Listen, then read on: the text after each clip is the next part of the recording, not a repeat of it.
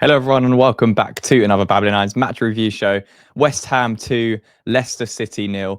It was something that we expected West Ham to do, which was get the 3 points. But I think there's levels of encouragement about how we went about it. I think there's definitely areas we need to improve on. But there's a few things I wanted to identify in this review that show us how Potter is structurally changing West Ham for the better. And, if we just think back to the reverse fixture where we lost 3-1 against Leicester and how chaotic that game was, it was a complete contrast in this game. Yes, it was a little bit stale and boring at times, but it was all about getting the job done, getting those 3 points and taking it into a period where, again, we've got a break now because of the FA Cup this weekend and we can go again fresh ahead of that Newcastle game next Monday. So if you enjoyed a breakdown, make sure to leave a like, subscribe to the channel for more content.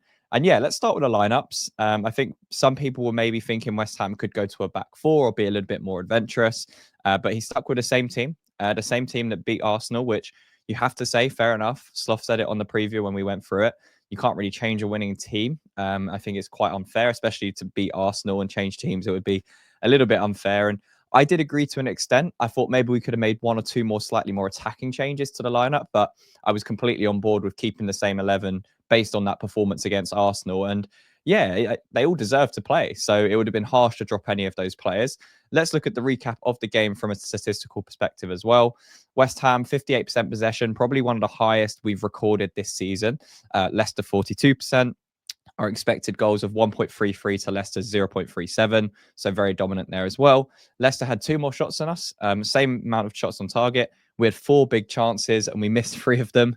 And you can see there we completed a lot more passes, similar corners and less fouls for Leicester. But you can see on the momentum on the right-hand side there, the first half was complete dominance and the second half was a change in philosophy or structure, which kept us safe, kept us exactly how we wanted to have the result, but it wasn't particularly entertaining to watch as a home fan at home to Leicester. Again, no disrespect to Leicester, but it's games we should be controlling and beating quite comfortably. And we started off the game exactly like that. I was extremely surprised to see how Leicester approached this game because they're fighting for survival. They should be going absolutely mental for each other on the pitch, and they just weren't doing that.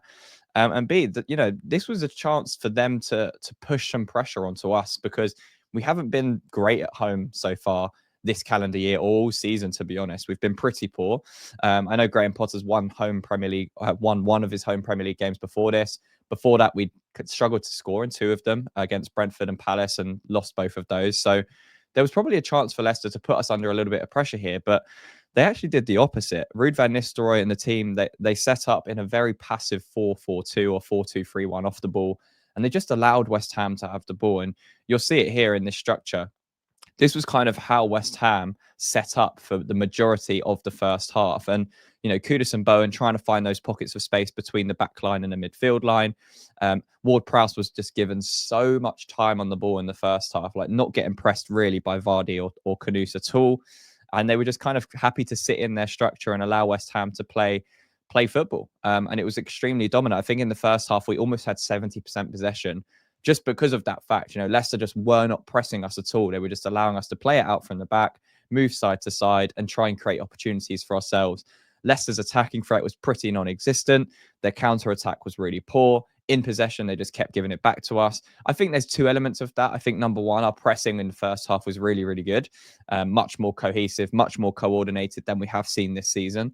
But the lack of quality Leicester showed, I did feel for their fans a little bit because it was just so poor from them, and they made life extremely easy for West Ham. That's not to say we don't deserve credit for how we played, because we absolutely do. I think, as I said, we were pressing really well. Everyone was very aware of what we needed to do to win this game, and everyone was working for each other. I think the biggest thing for me in that first half that I wanted to see more of, that we didn't see enough of, was runners in the channels. And particularly when you're playing Alvarez and Souček as your kind of 2 number 8s either side, with Ward-Prowse sitting as the base of the 6. They're not those types of players. You're not going to see Alvarez make a darting run in behind and, try and attack someone, or you're not going to see Souček really do that. However, on the occasions where we did do something slightly similar, we managed to unlock the Leicester defence and gain some success from doing that. But yeah, I think for the majority of the first half, we controlled the game. That's how I would describe it, just control. It wasn't anything special. It wasn't anything exciting, but we took control of a game, which is definitely a positive that we shouldn't overlook, because how often have we not had control in games this season? Regardless of the opposition who we were playing against, having control in this type of fixture is extremely important. So that I was happy about. It wasn't, as I said, the most particularly entertaining or exciting brand of football that we're going to see under Graham Potter. Again, look at the lineups, look at how we set up. That's not the type of players that we had in that system. So for me, it was about solidity, structure, and a plan. And we saw all of those things. And as I said, in the first half, we saw this structure a lot. So Ward-Prowse was just given so much time. You've got Souček and Alvarez pushing on in the advanced eights into those pockets. Kudus and Bowen bouncing off each other, almost giving them the free roam to go across that front channel where they want. And then you've got Scholes and Wan-Bissaka offering the width, because Leicester were quite narrowly tucked, and then it forced them to move out of pockets and allowed spaces for the likes of Souček and Bowen, Kudus and Alvarez to find spaces. But that structure I've just shown you there, too many times we were kind of flat like that. And again, I said Alvarez not running in behind, Souček not running in behind. So it meant Leicester were relatively comfortable out of possession without us, posing much of a threat. But as the game developed, we started to do it a little bit more. It's still nowhere near where I think it needs to be. And again, the personnel we're playing with, it's not exactly how we would want to play with those 2-8s if we're going to play that sort of system in matches. But you'll be able to see how our first goal comes. It does come from a little bit of movement from the midfield. And again, it kind of highlights the pressing as well. So we have the ball in this situation. We've just played the ball through to Jared Bowen. Jared Bowen gets tackled in this situation. And just look at Ward-Prowse here. He's already ready to come in. His body position over someone like Jamie Vardy and Kudus, they're both walking. Ward-Prowse is active. He's ready to win that ball back if it breaks. It does break. Leicester tackle. Kudus is a little bit flat-footed. Ward-Prowse is already alert to the situation, who I thought had a fantastic game, by the way, as well. And, he wins the ball. He intercepts us ahead of Kudus and gets the ball, as we can see here. So West Ham almost lost possession of the ball, but because Ward-Prowse was alert, and he did this throughout the entire 90 minutes, he was fantastic defensively as well as controlling the game with his possession. He wins us the ball back, and West Ham then have another chance to attack. And then we get the ball out to Wan-Bissaka. And this is what I was talking about with the lack of runners and what you can do when you do have runners. So Wan-Bissaka gets the ball here wide. Bowen's picked up that pocket of space. You can see on the very far side of your screen, Ollie Scholes providing the width. You can see Edson Alvarez is almost pushed into that striker position alongside Kudus. And then you've got Ward-Prowse just sitting at the base by here. And then I've just highlighted Thomas Souček because this is where we create the space for ourselves. So Wan-Bissaka, simple pass into Bowen.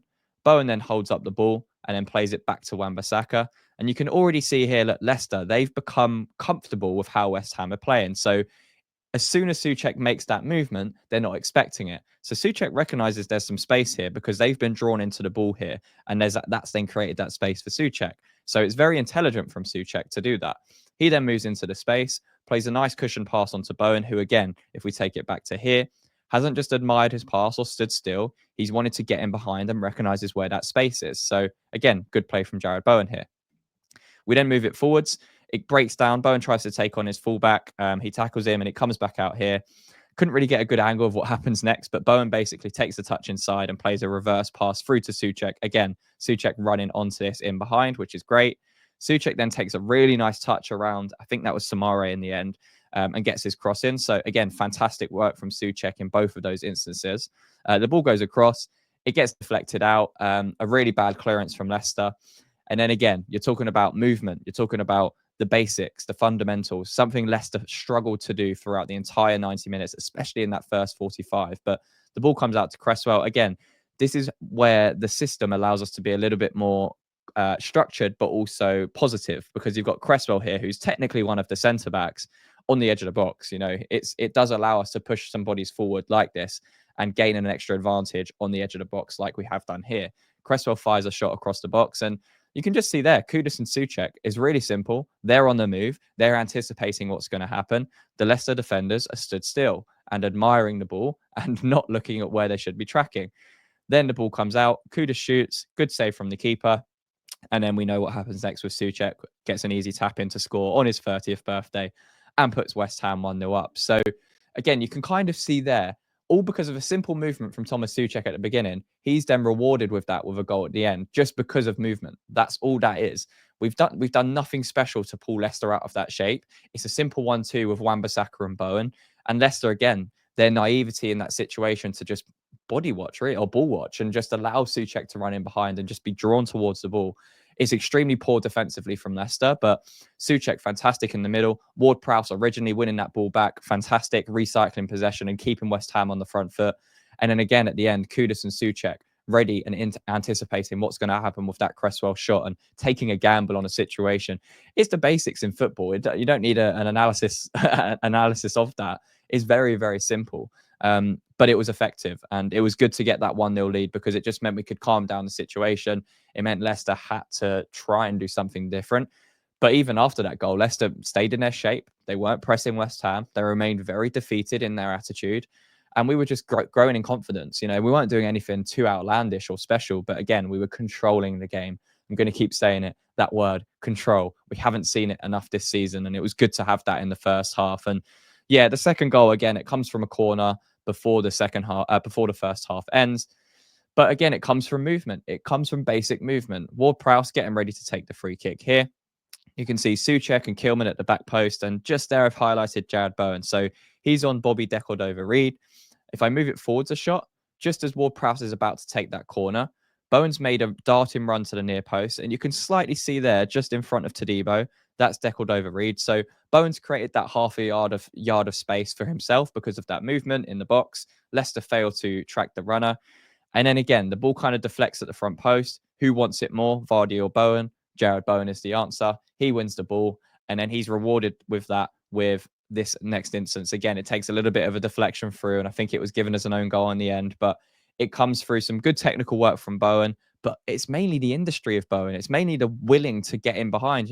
It's the 42nd minute in the first half. We've got a corner, and we're really trying to put Leicester on the back foot and make things happen. And that small movement makes all the difference. And again, we find ourselves 2-0 up just before half time. And, barring any disasters in the second half, this game was pretty much over with. And it felt nice to just relax and watch the game. And we did change our stance a little bit in the second half.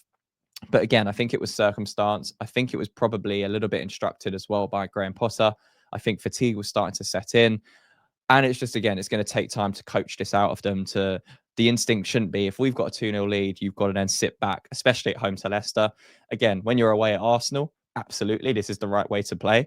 But I feel like we were maybe a little bit too safe at times in the second half. But I have no problem with that.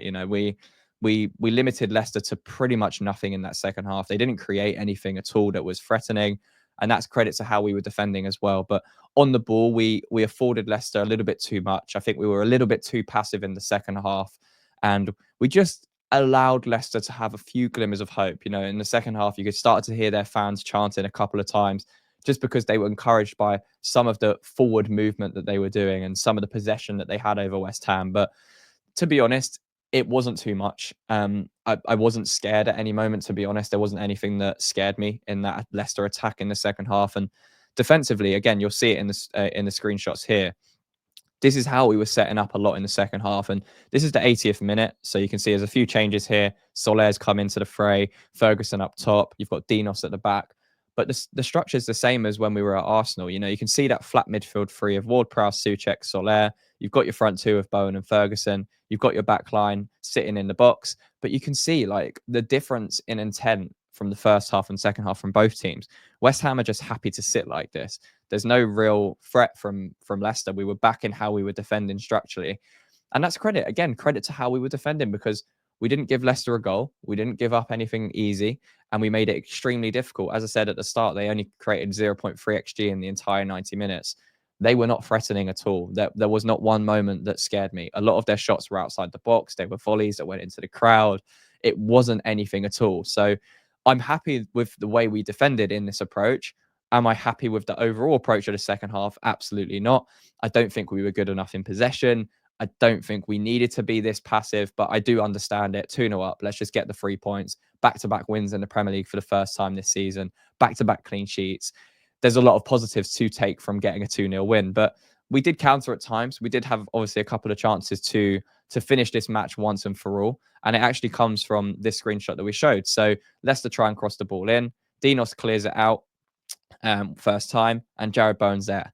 And then you can see here again in the 80th minute, after all the running, all the relentless stuff we've been doing off and on the ball, Jared Bowen still has that energy to drive West Ham all the way up the pitch into this situation. And again, I really like this because we're seeing willing runners, and it's Soler and Ferguson this time who have just come off the bench. You can see Ward-Prowse at the top of your screen as well, busting a gut to get forward. So there was clear intent. And this is exactly what we saw at Arsenal, where we were sitting in compact, we were waiting for things to break down, and then we were ready to go. That was our trigger. And that's what we saw in the second half against Leicester. And yeah, you can see here Soler making the outside run of Bowen on his right-hand side. Leicester are kind of in a back two right now because we've broken numbers. Evan Ferguson drifts to the left-hand side, so we do everything right. And this is the moment Bowen passes the ball to Ferguson. Again, you can see Leicester, their body positioning, they're ready to try and step up and close this ball. Soler's made a great run as well. The pass could have gone either way. I think Bowen made the right decision going to Ferguson.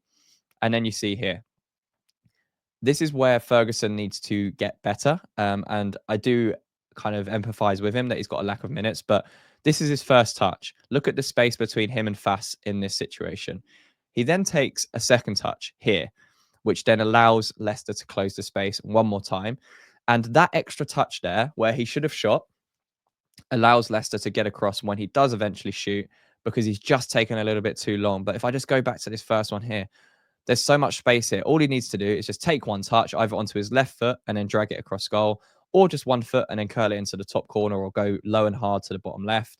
He doesn't need me to tell him how to finish. He's a very excellent finisher. But this is confidence. This is lack of minutes. And you don't get this time, regardless of whether it's Arsenal or Leicester in the Premier League. You just do not get it. And he tried to take the extra touch.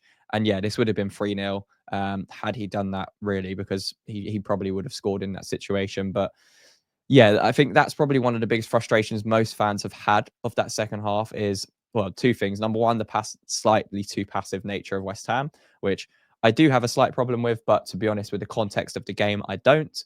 And Evan Ferguson's performance when he came off the bench, it wasn't that inspiring. It wasn't that great. It wasn't a player that's looked like he's trying to force his way into the starting 11. So he does need to do more. And look, that chance there, that's confidence. That will come with minutes. That will come with game time. I'm completely aware of that situation. But I think his overall play wasn't amazing. He did some nice stuff, but he needs to show more, as does someone like Carlos Soler, who came on and didn't play particularly well. Emerson, I thought, came on and did okay. And yeah, you just need to, as a substitute, especially when things are going well at the moment and we've got back-to-back wins in the Premier League, it's going to be hard to force people out of this starting 11 because we're doing so well. And, you know, we saw it under David Moyes when we were winning. It was very rare that we would rotate because those players were doing so well for us and we didn't want to disrupt that flow. And I do understand it. So the players need to, if they are coming off the bench, they need to show that if we are going to rotate in matches or if they're going to change the starting 11 and come into that it's not going to impact us negatively. It's actually going to impact us positively. So look, overall, there's positives to take from this game. We won 2-0. We got the clean sheet. Structurally, we're starting to see things a lot more cohesive, even when we take it back to here. There's a clear idea and way of how West Ham are playing, which we didn't see under Lopetegui at all in the first half of the season. So again, we have to be encouraged by screenshots like that. And then you've got, again, you can say it's tactical flexibility, you know, understanding game state. In the 80th minute here, there's no reason for West Ham to be out on the front foot and pressing and causing ourselves unnecessary pressure in a game where we really want to just get back-to-back wins in the Premier League. So let's drop a little bit deeper and break on Leicester when we can. And that's exactly what we did. So I'm very happy with that. I'm very happy with how the situation turned out against Leicester. Again, fans will say it wasn't the most exciting, it wasn't free flowing, but for me, it's all about getting that structure and getting the foundations in place for Graham Potter, because there is so much more to come. There's going to be the exciting moments. You know, we just beat Arsenal away, which again, it wasn't a particularly exciting performance, but what a win that is to be able to do that within 6 weeks to a month, 2 months of your job. You know, going to Arsenal and beating them, deservedly beating them. People need to start giving that credit. And, you know, games at home to Leicester, they're games you can slip up in. You know, Tottenham did it. Not that many people do it because Leicester's performances and results have been shocking since then, but it can happen. We lost a reverse fixture to Leicester because we were too gung-ho in our approach. Yes, we created a lot of chances because we were very attacking, but we didn't have that structure in place behind it. So it just crumbled and we conceded so many chances defensively. We're not seeing that in this sort of game. There's a lot more structure, there's a lot more cohesion to how we're trying to play. So definitely encouraged by that. And as time progresses, it's already come out that Graham Potter's going to be backed in the summer. This I've always said, we've all said it on this channel. It's almost a mini preseason. It's getting West Ham used to how we're going to be playing and understanding what players can do what roles. And it's a chance for Graham Potter to be able to integrate this into the team and change things up a little bit. So for me, I'm definitely encouraged by this. You know, we have to be happy with back-to-back wins in the Premier League, back-to-back clean sheets in the Premier League, which is a complete rarity. You know, we were the fourth defensively worst Premier League team this season going into this game by goals conceded and expected goals conceded. That has to change. And yes, we're playing Leicester, but we only conceded 0.3 XG in this game. So if you're looking at it from a data perspective, we nullified them to pretty much nothing. And that's definitely a term for the positive. And you know, players like Tadibo now coming back into action. He was fantastic again. You know, he's completely leveled up that back three just by his composure on the ball, the way he plays, the way he's suiting this Graham Potter system. The real test will start to come when we're playing teams like Newcastle in a more intense atmosphere. But he was great against Arsenal as well. But again, we're starting to see the best of some players. You know, Ward-Prowse coming back into the team, having been on loan at Forest, very limited minutes, similar to someone like Evan Ferguson. He doesn't look one pace off of it. You know, he's been fantastic. He's been really good in both of those games. So there's loads of positives. Again, Ollie Scholes, I don't think it was his best game. I thought he was fantastic against Arsenal. I thought he did okay against Leicester, but we're starting to see youth integrated. There's so many positives that we can take from these last couple of weeks at West Ham. And yeah, I'm looking forward to that Newcastle game on Monday night in 9 days' time, because that's going to be a real test for West Ham because we're playing a good team, but we're at home. It's going to be a Monday night game. There's going to be an atmosphere and an energy around the stadium, hopefully. And yeah, it's going to be a good test to see how we play. Are we too passive? Do we go a little bit too aggressive? How does Graham Potter set up? Do we stay with the same winning team? There's loads of things we can discuss. There's loads of things we can do going into that game. So that one I'm looking forward to. But for this game, very happy. As I said, first half, complete control, complete domination. Didn't do anything too particularly exciting. But when we did have that movement, whether it's from a corner, whether it's from Souček running in behind, that created threats and opportunities for West Ham to exploit. Second half, let's be a bit more conservative and passive. Do I think we were too passive at times? Yes. Do I think we lost control of the game a little bit? Yes, but we controlled the game without the ball, and defensively we're pretty solid, and Leicester didn't threat anything at all, and we could have got another goal on the counter-attack or two. So yeah, I'm happy with the performance overall. Players like Cresswell, again, showcasing their quality and experience. I think he deserves absolute credit. And Wan-Bissaka, again, he was absolutely outstanding. And for me, he was my man of the match. He was up and down that right-hand side all day. Technically, one of the best players that we had on the pitch. He was driving West Ham forwards. He was taking players on. He was linking up well on that right-hand side. He was defensively very solid. So, yeah, for me, Wan-Bissaka, man of the match. And again, you know, obviously Jared Bowen was great. Thomas Souček had a great game as well. Obviously got the first goal, which was important. And yeah, all of our defensive line, you know, Kilman, Tadibo, Cresswell, they were all excellent. Especially Tadibo. I thought he was fantastic. So yeah, lots of positives to take. But let me know your thoughts on West Ham's 2-0 win against Leicester in the comments, and West Ham just overall, life under Graham Potter. I'd be interested to hear your thoughts down below, how you feel things are going within this first couple months of Graham Potter at West Ham. And yeah, back-to-back clean sheets, back-to-back wins, 6 points on the board from Arsenal and Leicester. We absolutely take that going into a very difficult game against Newcastle next Monday night. But if you enjoyed the breakdown, make sure to leave a like, subscribe to the channel for more content. And until the next time, come on, you irons.